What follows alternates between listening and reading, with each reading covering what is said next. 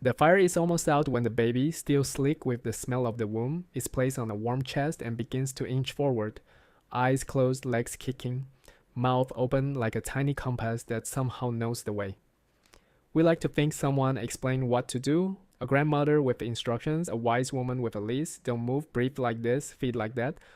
But the first manual wasn't a voice.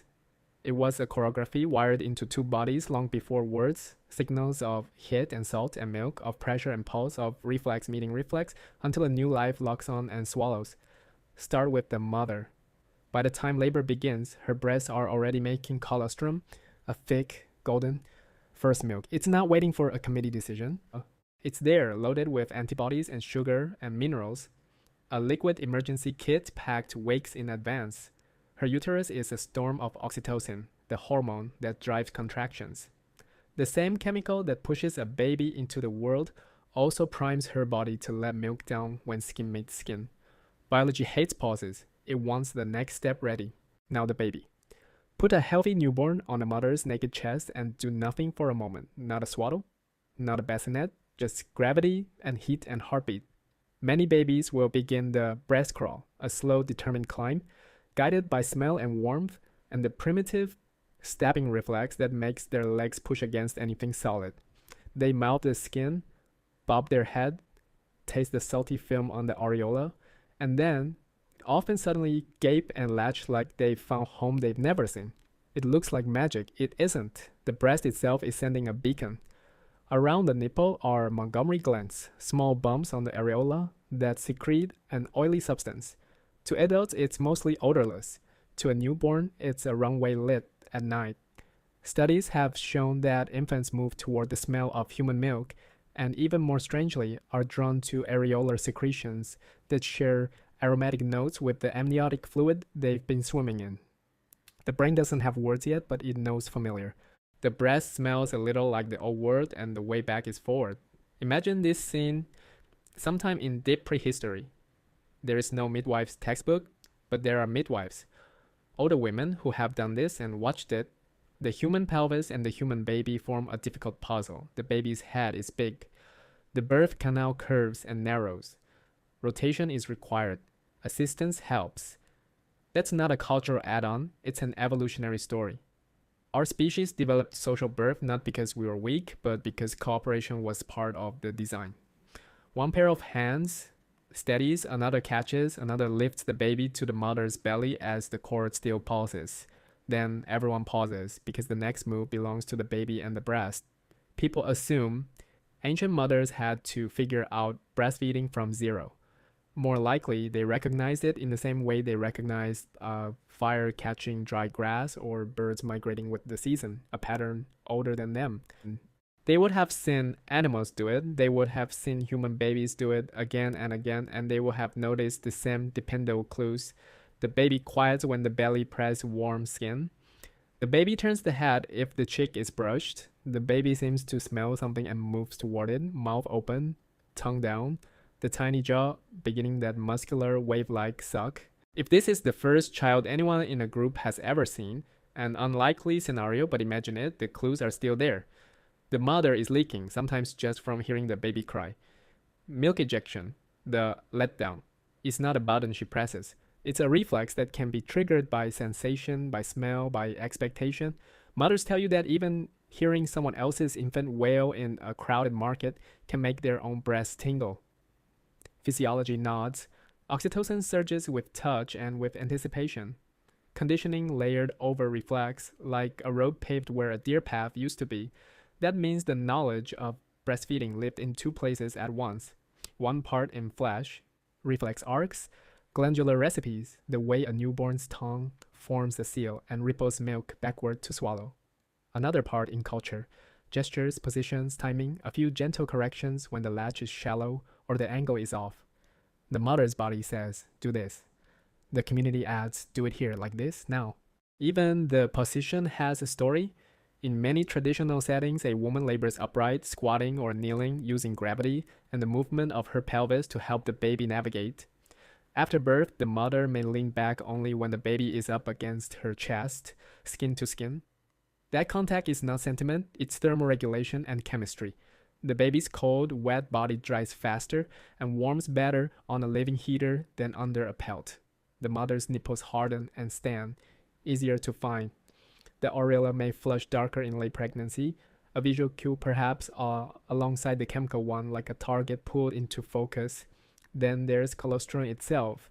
It is small in volume but dense in meaning.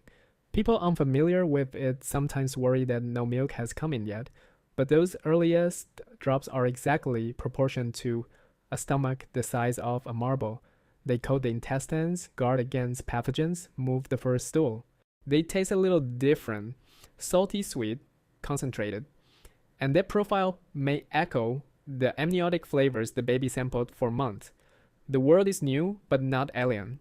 The bridge from inside to outside is built out of familiar molecules.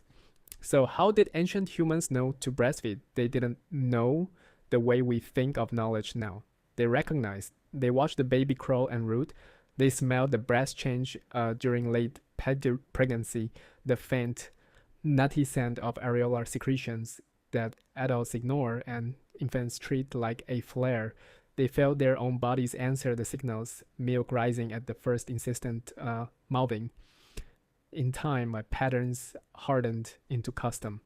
Women who had labored many times became guides.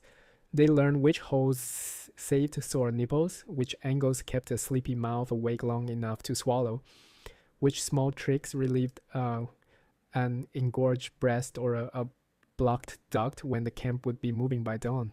There must have been missteps, hurts that went unspoken or unsolved, infants who didn't latch quickly, illness. That is where culture, again, steps in. Humans are cooperative breeders. Aunts, grandmothers, older siblings, sometimes even non-kin, share the work of keeping a newborn alive. In hard times, another lactating woman could feed a child whose mother was bleeding or feverish. The baby's cry is a broadcast. The group hears it. The group's bodies answer. And yet the most astonishing part is still the baby's pilgrimage across a mother's ribs. If you see it, really see it, you understand how little language matters in that moment. A slick head lifts and falls, an arm flings, then steadies, the little feet push, the mouth opens just when the nose seems to catch the areola scent. The latch happens and the change is instant. Shoulders settle, fists unclench, time expands. That first swallow is a drumbeat saying, we've done this before, we can do it again, we are built to do it. The modern world piles on advice because the stakes feel high and because culture has shifted birth and feeding into fluorescent rooms with strangers, machines, rules. Some of that saves lives, some of it drowns out the quieter signals, but the signals are still there. Early skin-to-skin contact calms newborns and mothers.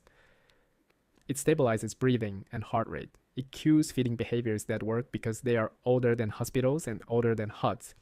The breast does not need convincing to be a breast, and the baby does not need a lecture to be a baby. The idea that the first human birth was a solitary puzzle solved by a single frightened woman isn't just unlikely, it misunderstands who we are. We're a species that crowds around fire and around mothers. We murmur, we touch shoulders, we pass water and cloth, and when necessary another body's milk. We tell stories about ancestors who did the same, and we all fall quiet at the same part of the story. When the baby's searching mouth finally finds the dark target, and the camp exhales. Science, when it finally came along, didn't invent any of this. It measured what was already happening. It recorded that newborns, when allowed, crawled toward the breast like little explorers knowing the way by scent. It documented that areolar secretions have chemicals that draw a newborn's face like a magnet. It mapped the hormone pulses that contract a uterus and release milk and soften a parent's defenses all at once, welding care to survival. In a way, research gave us a translation. The old scene stayed the same. Picture the first night after a first birth. The air smells like smoke and damp stone. The mother, stunned and wide-eyed, holds a body she's never seen, but somehow already knows. Around her, others keep watch. They tilt the baby onto her belly and wait. No one has to say, now feed. They can see the map unfolding. The baby lifts the head, opens the mouth, and follows a trail that has been there since before people had names. What does this mean for you? For the messages your body sends when you think you've forgotten how to listen? Maybe the reason you relax when a head finds your shoulder or why a certain smell pulls tears from nowhere is the same architecture. Scent to memory, touch to chemistry, reflex to meaning. Maybe some of the most important things you'll ever know arrive the way milk arrives, by release, not by decision. We are told that knowledge began with language. Sometimes it begins with hunger. Sometimes it begins with a baby crawling uphill. The oldest lesson we learned about keeping someone alive wasn't spoken, it was smelled, it was felt, it was swallowed, and it's still being taught every time a searching mouth opens and a body answers.